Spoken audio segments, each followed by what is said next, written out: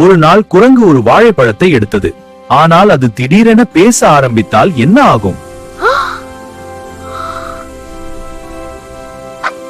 ஒரு காட்டில் ஒரு பசிக்கார குரங்கு வாழ்ந்தது.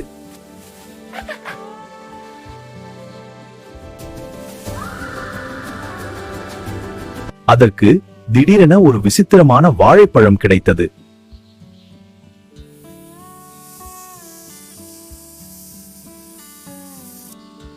ஏய் குரங்கு, என்ன சாப்பிடாத.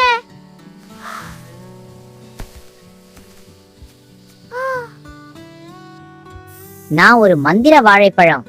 நல்ல மனசு இருந்தால் தான் சாப்பிடலாம்.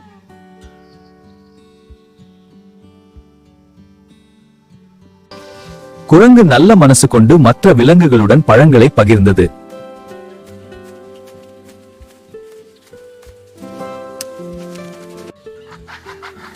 நல்ல மனசு இருந்தால் அதற்கான பலன் கண்டிப்பாக கிடைக்கும்.